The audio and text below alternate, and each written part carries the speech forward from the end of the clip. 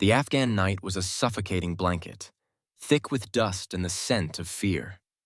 My team, a tight-knit group of Special Forces operatives, moved like ghosts through the desolate landscape, our night vision goggles painting the world in shades of green and black. We were deep in hostile territory, miles from any friendly lines, on a mission so classified it didn't officially exist.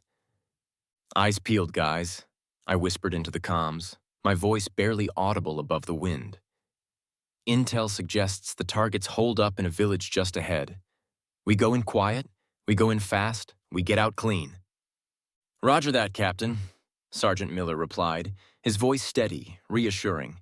Miller was my second in command, a seasoned veteran with nerves of steel and a dry sense of humor that had gotten us through more than a few tight spots. We moved like shadows, our footsteps barely disturbing the loose gravel underfoot.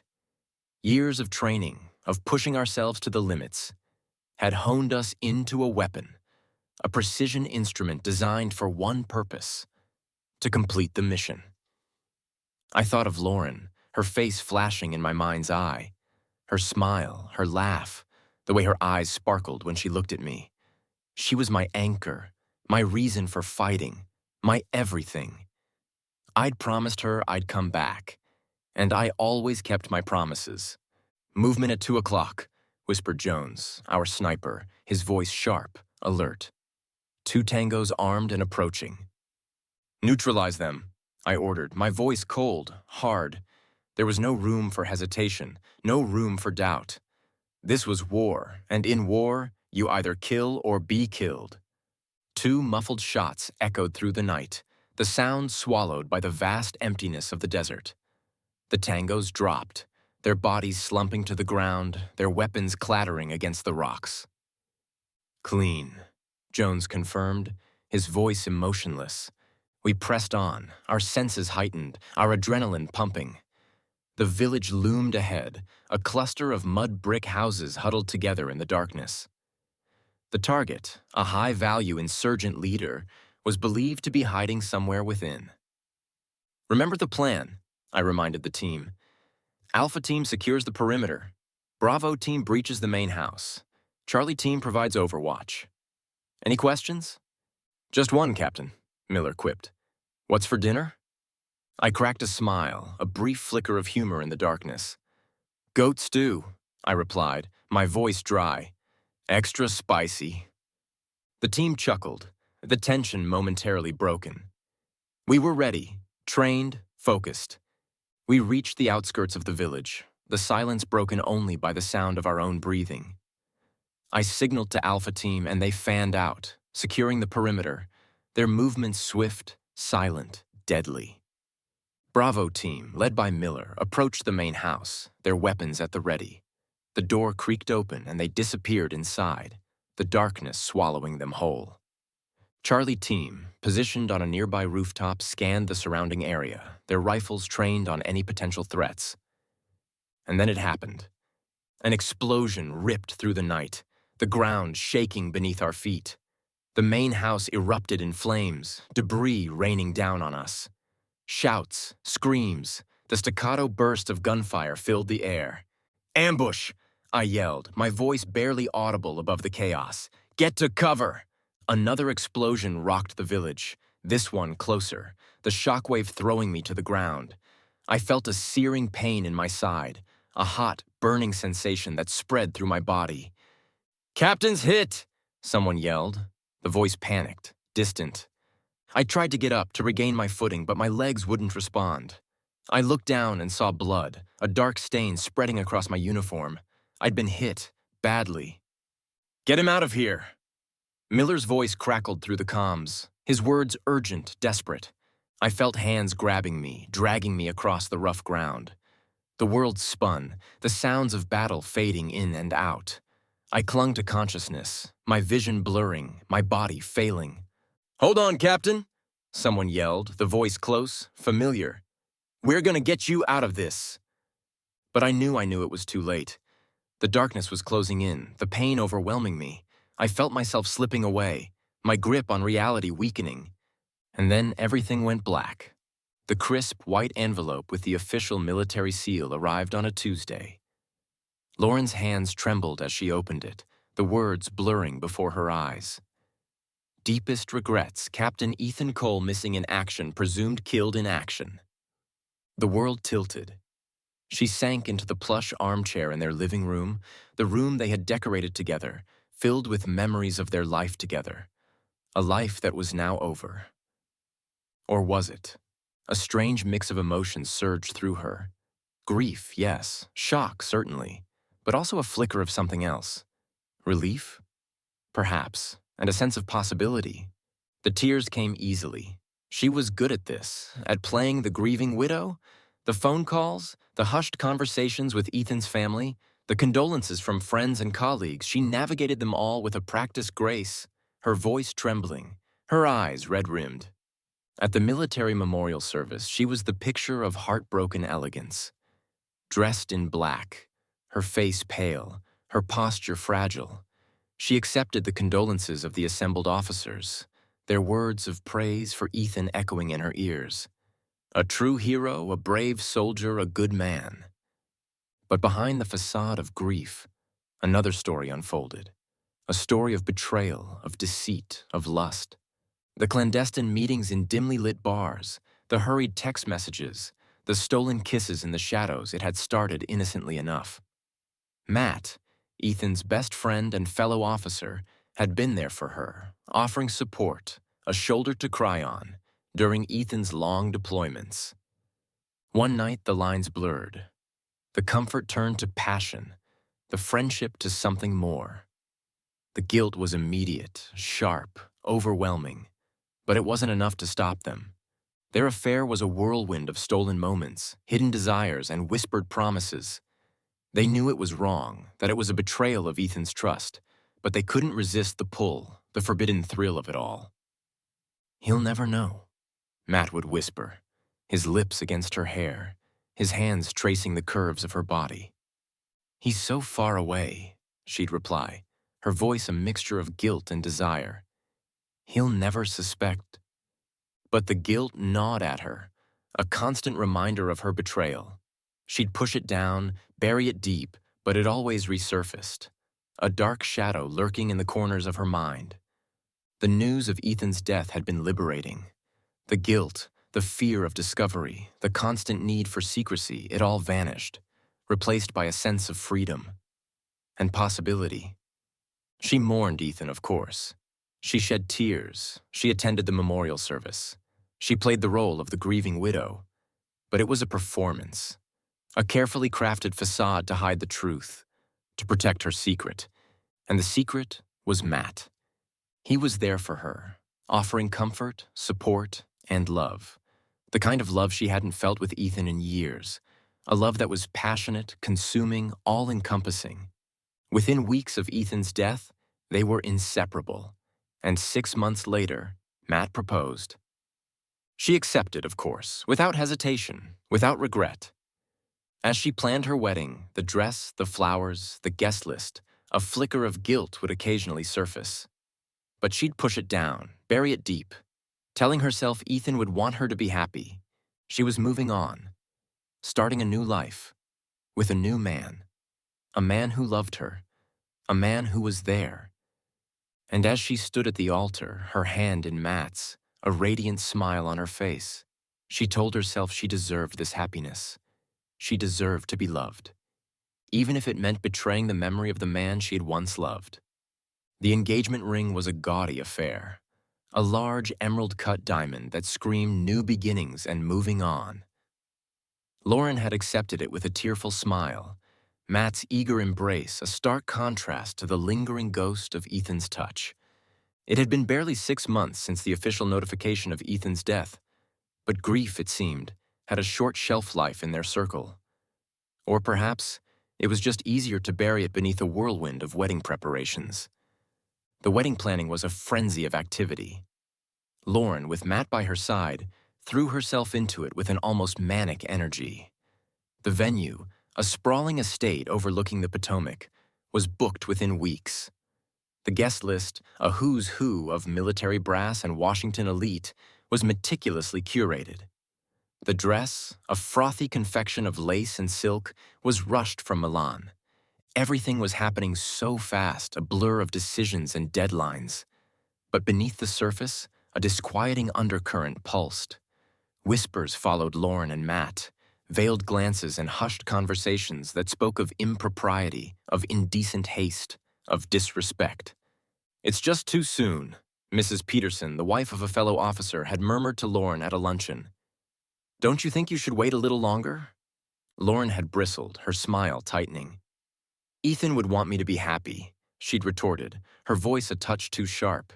"He wouldn't want me to grieve forever." But the whispers persisted, a nagging reminder of the unseemliness of it all. Even Matt's mother, a woman of impeccable social graces, had raised an eyebrow at the speed of their engagement. "Darling," she'd said to Matt, her voice laced with concern, "are you sure this is wise? People will talk." Matt, blinded by his infatuation with Lauren, had dismissed his mother's concerns. "We love each other, Mom," he'd said, his voice firm, resolute. "That's all that matters." But did it? The wedding invitations were sent. The RSVPs poured in. The date loomed closer. The excitement was palpable. The anticipation electric. But beneath it all, a sense of unease lingered. A feeling that something wasn't quite right. The wedding was more than just a celebration of love. It was a statement. A declaration of moving on, of starting anew, of erasing the past. And in their haste to embrace the future, Lauren and Matt were ignoring the ghost that haunted their present. The ghost of Ethan Cole. The first thing I remember is the pain. A searing, all-consuming agony that pulsed through every nerve ending, every shattered bone, every inch of my battered body. I was in a cell, a dank subterranean hole that reeked of mildew and fear. My hands were bound behind my back, my legs chained to the wall, my body a canvas of bruises, cuts, and burns. They came for me in the night. Shadowy figures, their faces masked, their voices guttural and harsh. They wanted information. Names, locations, mission objectives. The classified intel I carried in my head. The secrets that could compromise national security. They started with the physical torture. Beatings, waterboarding, electrocution. Each session pushed me closer to the edge, the pain threatening to overwhelm me, to break me. But I held on. I clung to the image of Lauren, her face a beacon in the darkness, her voice a whisper of strength. "I have to get back to her," I'd mutter through gritted teeth, my body convulsing with pain. "I have to survive." They escalated the torture. Sleep deprivation, sensory overload, psychological manipulation.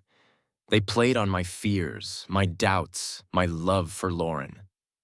"Your wife," one of them would hiss, his voice a venomous whisper in my ear. "She's moved on, forgotten you, found someone new." The words were like daggers, twisting in my gut, fueling the doubt that gnawed at me. But I refused to believe them. Lauren wouldn't. She couldn't. Our love was unbreakable. They showed me photos, fabricated images of Lauren with another man, their smiles mocking, their embrace intimate. The rage surged through me, a primal scream trapped in my throat. But I held on. I wouldn't give them the satisfaction. I wouldn't break. The days blurred into weeks, the weeks into months. The torture continued, relentless, agonizing. But I adapted. I learned to compartmentalize the pain, to shut it out, to focus on survival. I developed a routine. Mental exercises, meditation, visualization. I'd picture Lauren, her face, her smile, her touch. I'd replay memories of our life together, our wedding day, our first home, our future. "I'm coming home, Lauren," I'd whisper to myself, my voice a raspy echo in the darkness. "I'm coming back to you." The hope, however faint, kept me going. It was the fuel that kept my spirit burning, the fire that refused to be extinguished. They tried to break me. They tried to make me betray my country, my team, my love. But they failed. I wouldn't give them the satisfaction. I wouldn't yield. I was a soldier, a warrior, a survivor, and I would endure. For Lauren, for my country, for myself. The drone strike hit without warning. 1 minute I was huddled in the corner of my cell, the silence broken only by the drip, drip, drip of water seeping through the cracks in the wall. The next, the earth erupted, the walls shook, and the air filled with the deafening roar of explosions. Dust and debris rained down. The cell plunged into darkness. My chains rattled, the metal straining against the sudden movement. I could hear shouts, screams, the panicked cries of my captors in a language I didn't understand. But the fear in their voices was universal. This was my chance. Adrenaline surged through me, a potent cocktail of fear and hope. I lunged at the chains, my muscles screaming in protest, my body a symphony of pain. But I didn't stop. I couldn't. This was my only chance, my only hope of freedom. The chains snapped, the metal groaning under the strain. I stumbled to my feet, my legs weak, my vision blurred. But I had to move. I had to escape. I crawled through the debris, the air thick with smoke and the stench of burning flesh. The screams of my captors echoed through the compound, their panic fueling my own desperate hope. I reached the courtyard, the scene a chaotic tableau of fire and destruction. Bodies lay scattered across the ground, their limbs twisted, their faces contorted in agony. The drone strike had been devastating, but I couldn't dwell on the carnage. I had to keep moving. I had to survive. I spotted a guard, his back to me, his attention focused on the burning buildings. I lunged at him, my hands finding his throat, my fingers tightening with a strength born of desperation. He gurgled, his eyes widening in surprise, his body convulsing under my grip. I didn't hesitate. I didn't relent. I squeezed, the life draining from his eyes, his body going limp in my arms. I took his weapon, a battered AK-47 and his knife, a crude but deadly blade. I was armed now, dangerous, a predator unleashed. I moved through the compound, a ghost in the chaos, my senses heightened, my instincts honed by years of training. I took down 2 more guards, their surprise my weapon, their fear my ally. I reached the perimeter wall, the barbed wire glinting in the firelight. I scaled it, my hands raw, my muscles screaming, my body fueled by adrenaline and a desperate hope for freedom.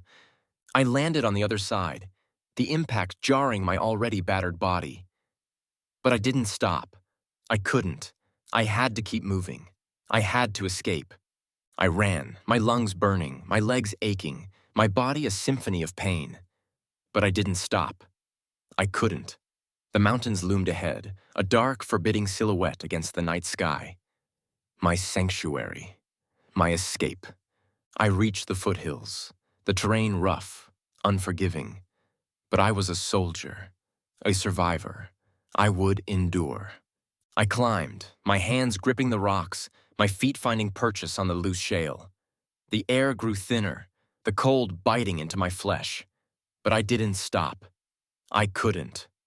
The summit was my goal, my salvation. I reached the top, the world spread out before me, a vast expanse of mountains and valleys bathed in the pale moonlight. I had escaped. I was free. But my journey wasn't over. Not yet. I had to get back to Lauren. I had to go home. The mountains were unforgiving. My body, already battered and broken, screamed in protest with every step. Dehydration gnawed at me, my throat parched, my lips cracked and bleeding. Hunger clawed at my insides, a constant gnawing reminder of my weakened state.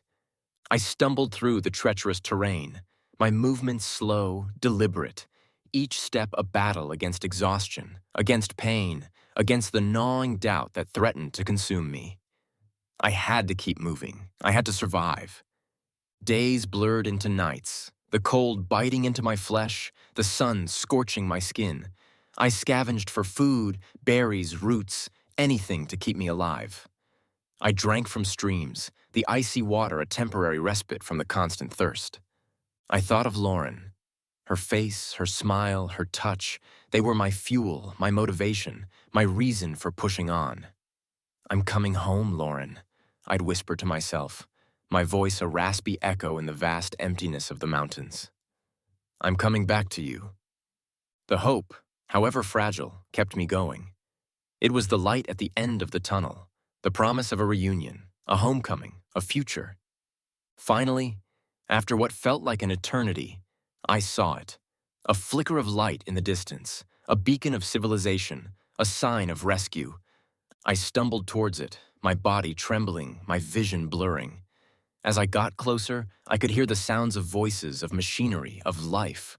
I reached the outpost, a small cluster of tents and buildings, a symbol of Allied forces.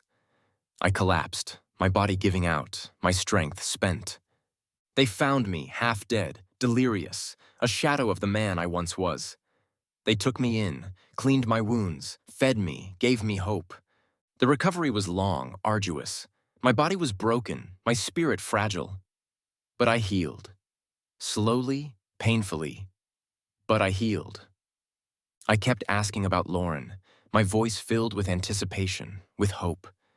They'd give me vague answers, tell me she was waiting for me, but I could see the hesitation in their eyes, the unspoken truth that hung heavy in the air. When I was finally strong enough, they flew me back to the States. I was coming home, to Lauren, to my life. The plane landed and I stepped out, my heart pounding with anticipation, with fear. I looked around, searching for her face, for her smile, for her welcome, but she wasn't there. A general approached me, his face grave, his eyes filled with pity. "Captain Cole," he said, his voice somber, "we need to talk." He led me to a quiet room, away from the noise, away from the celebration. He sat me down, his expression grim. "There's no easy way to say this, Captain," he began, his voice heavy with regret. "Your wife, Lauren, she's getting remarried." The words hit me like a physical blow, the air knocked from my lungs, the world tilting on its axis. Remarried? To who? "Matt," the general said, his voice barely a whisper. "Matt Kingston, your best friend." The room spun, the blood drained from my face, my heart shattered. The hope, the fragile hope that had kept me alive, that had fueled my journey back, died in that moment. It was a crushing blow, a devastating realization that the world I had fought so hard to return to no longer existed. Lauren was gone. She had moved on.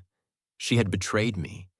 And the man she had betrayed me with was my best friend. The grand ballroom shimmered. Crystal chandeliers dripped light onto the assembled guests, a who's who of Washington's elite. Military brass in their dress uniforms mingled with politicians, lobbyists, and socialites, the air thick with the scent of expensive perfume and the murmur of polite conversation.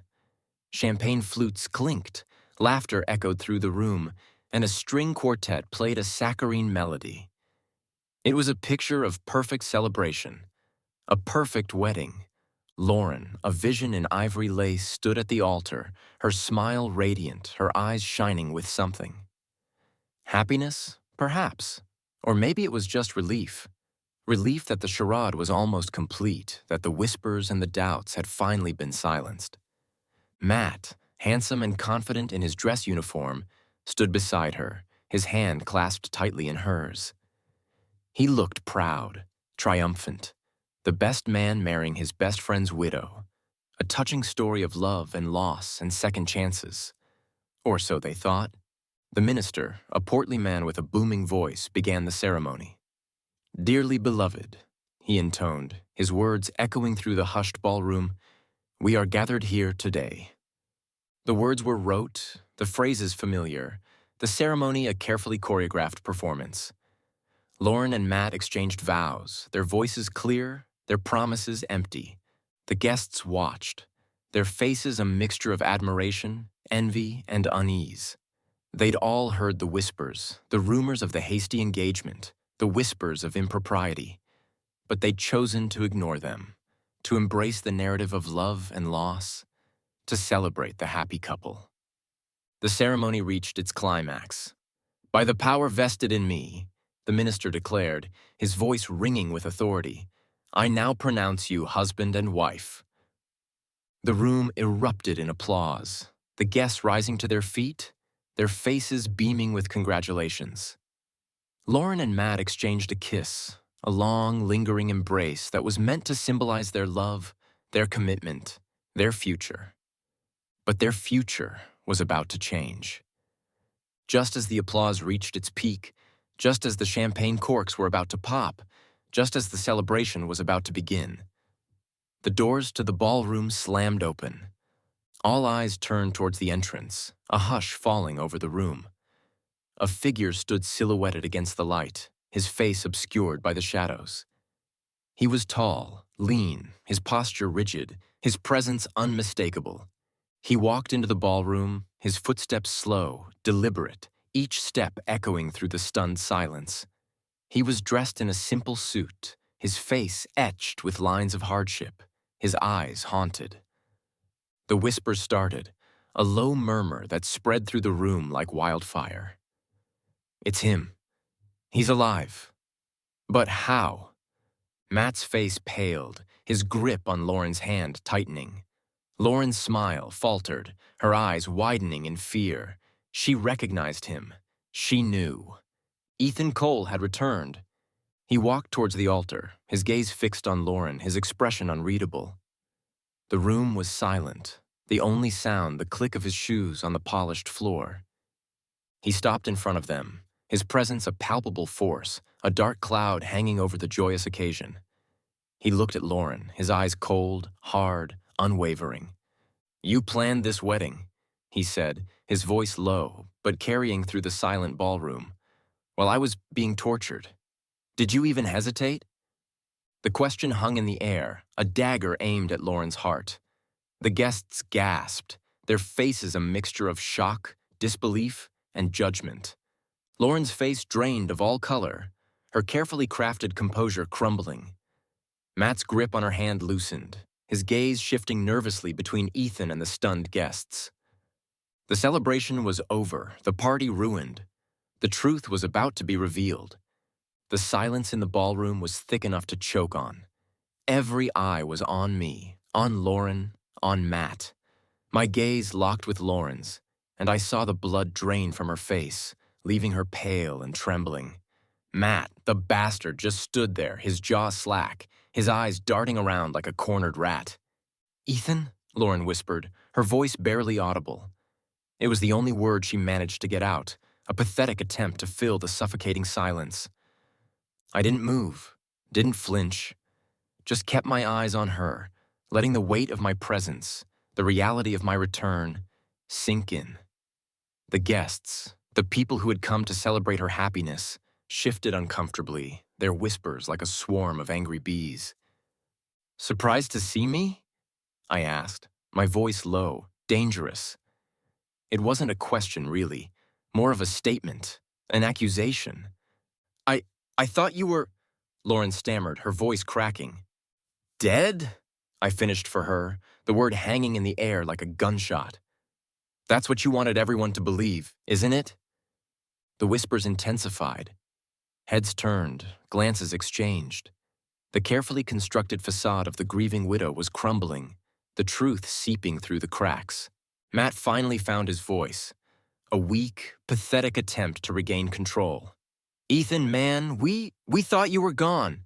Lauren was devastated." "Devastated enough to jump into your bed?" I cut him off, my voice laced with disgust. "Devastated enough to plan this charade?" The room erupted in gasps. The whispers turned to murmurs, the murmurs to outright accusations. The guests, the people who had come to celebrate Lauren's new beginning, were now staring at her with a mixture of pity, contempt, and judgment. "Ethan, please," Lauren pleaded, her voice cracking, tears welling up in her eyes. "You have to understand." "Understand what, Lauren?" I asked, my voice cold, hard. "That you were already cheating on me before I left? That you married my best friend the moment you thought I was dead?" The tears spilled over, her carefully applied makeup streaking down her face. But I felt no pity, no remorse, just rage, a cold, controlled rage that burned deep within me. "You lied to me," I said, my voice low, dangerous. "You betrayed me. You disgraced my memory." The guests were silent now, their eyes glued to the unfolding drama. They were witnesses to the downfall of Lauren Cole, the grieving widow, the woman who had captured the heart of a hero. They were seeing her for what she truly was, a liar, a cheat, a traitor. I took a step closer, my gaze unwavering. "You weren't worth it, Lauren," I said, my voice filled with disgust. "Not the pain, not the torture, not the sacrifice." I reached into my pocket and pulled out a small velvet box. I opened it, revealing the wedding ring, the symbol of our vows, our love, our betrayal. I held it out to her, my hand steady, my gaze unwavering. "Take it," I said, my voice cold, dismissive. "It's yours. You earned it." She stared at the ring, her eyes wide with horror, her face contorted in a mask of shame. She didn't reach for it. She couldn't. I let the ring fall to the floor, the sound echoing through the silent ballroom.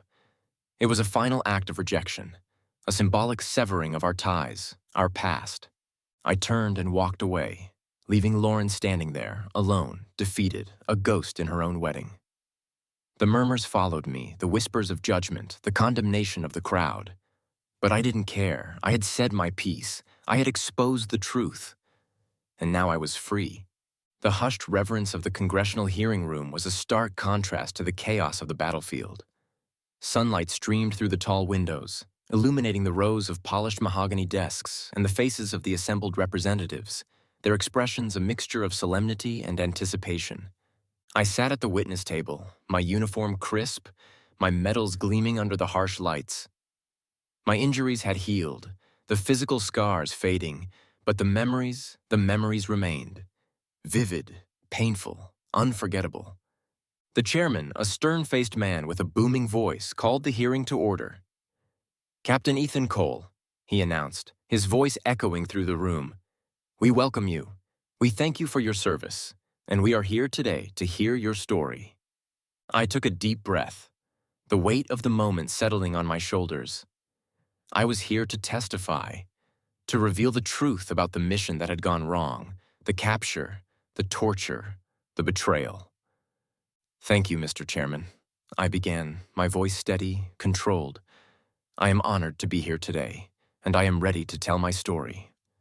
I began with the mission, the classified operation deep in enemy territory, the objective so sensitive it couldn't be revealed publicly. I spoke of the ambush, the chaos, the moment I was hit, the searing pain, the realization that I was being left behind. The room was silent. The only sound, the scratching of pens on notepads, the whirring of cameras capturing the moment. I could feel their eyes on me, their attention focused, their curiosity piqued. I recounted the capture, the brutal interrogation, the physical and psychological torture I endured. I spoke of the pain, the fear, the determination to survive. "They wanted information," I said, my voice hardening. "Names, locations, mission objectives. But I wouldn't break. I wouldn't betray my country. I wouldn't betray my team." The representatives leaned forward, their expressions a mixture of admiration and horror. They were hearing firsthand the cost of war, the sacrifices made by those who served, the price of freedom. I spoke of my escape, the drone strike, the chaos, the desperate fight for survival. I recounted the arduous journey through the mountains, the hunger, the thirst, the hope that kept me going. "I thought of my wife," I said, my voice softening. "Lauren, she was my reason for fighting, my reason for living." The room was silent again, the weight of my words hanging heavy in the air. I could see the empathy in their eyes, the understanding of the sacrifices made, the cost of love. I finished my testimony, my voice strong, my gaze unwavering. I had told my story. I had revealed the truth, and I had honored the memory of those who had fallen. The chairman thanked me, his voice filled with respect. The representatives rose to their feet, their applause echoing through the room, a tribute to my service, my sacrifice, my patriotism. The media was waiting outside, a throng of cameras and microphones eager to capture my reaction, my story. I faced them, my head held high, my expression resolute.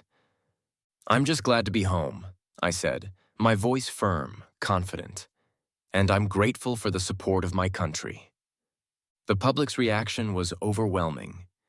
Letters poured in, thanking me for my service, praising my courage, expressing their admiration.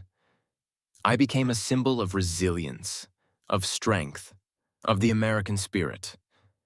My story resonated with people. It touched their hearts, inspired their patriotism, and reminded them of the sacrifices made by those who served. I was a hero, a survivor, a patriot. And as I stood there, bathed in the spotlight, the cheers of the crowd echoing in my ears, I knew I had done my duty. I had honored my country, and I had earned my freedom. The ballroom glittered, a constellation of lights reflecting off the polished floors and the gleaming medals pinned to the chests of the assembled military personnel.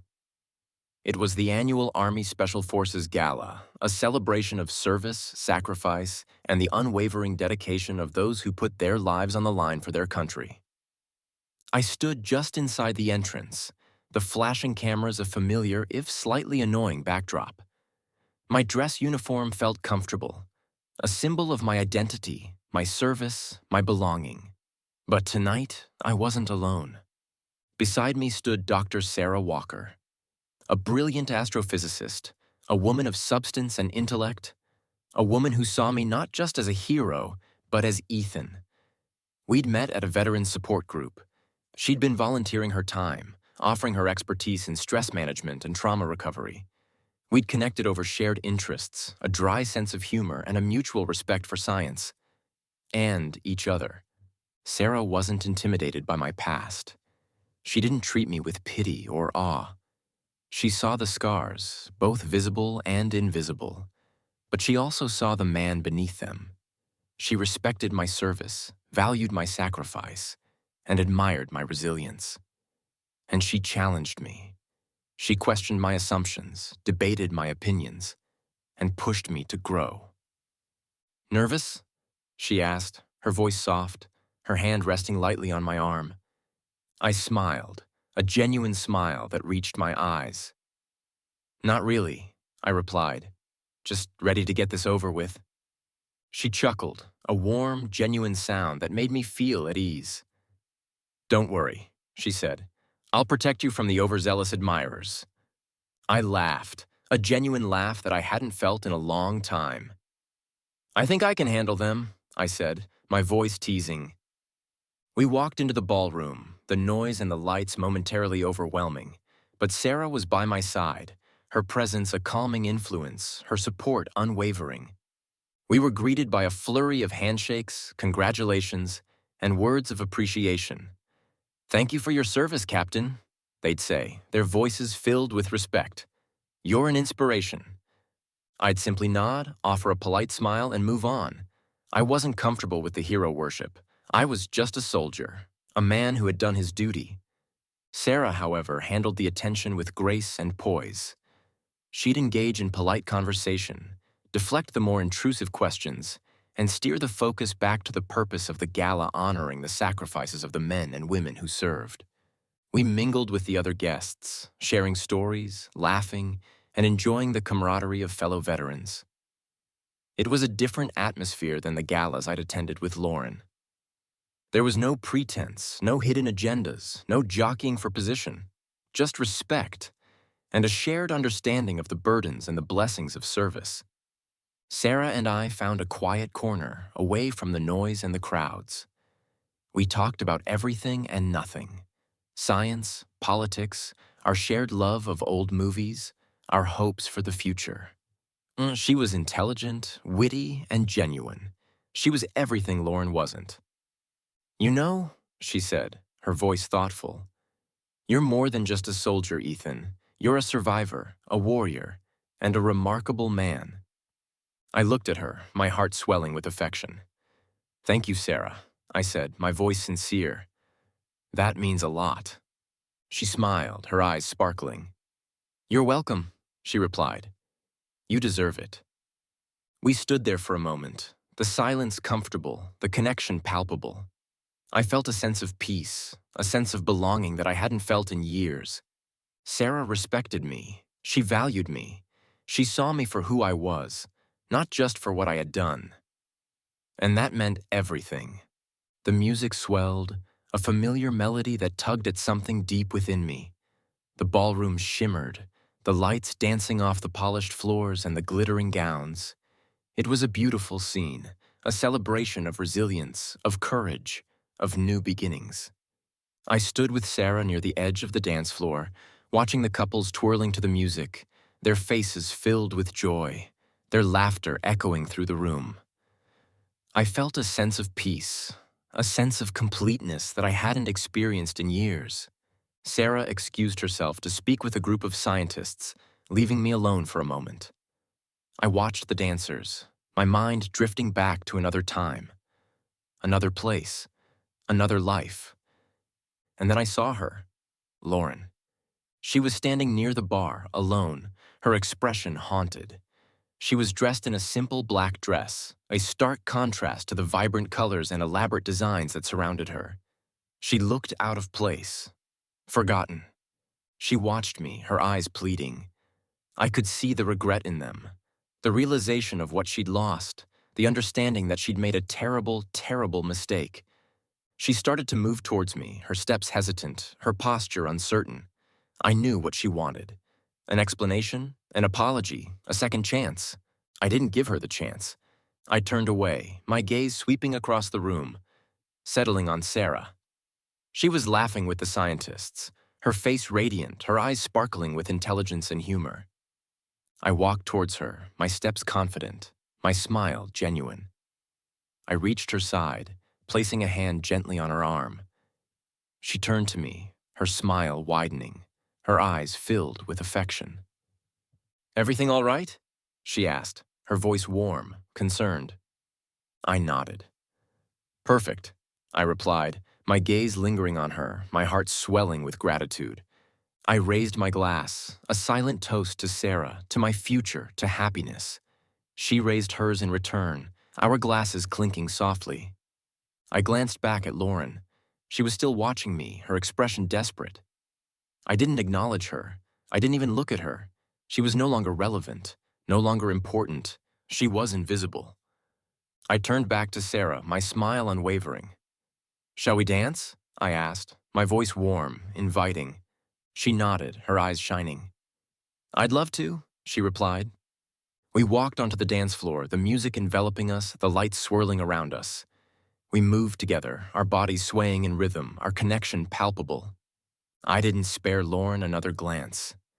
She didn't exist in my world anymore.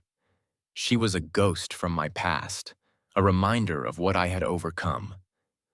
The dance ended, the music fading, the applause echoing through the ballroom. Sarah and I walked off the dance floor hand in hand, our steps confident, our future bright. As we left the ballroom, I knew I had won. Completely, utterly, irrevocably. I had reclaimed my life, my honor, my happiness, and I had found someone who truly valued me. The final image, as I walked out of the ballroom, was of Lauren, standing alone near the bar, her face etched with regret, her eyes filled with loss. She was a spectator in my life now, a reminder of the choices she had made, the opportunities she had lost. And as I stepped out into the night, I knew I would never look back.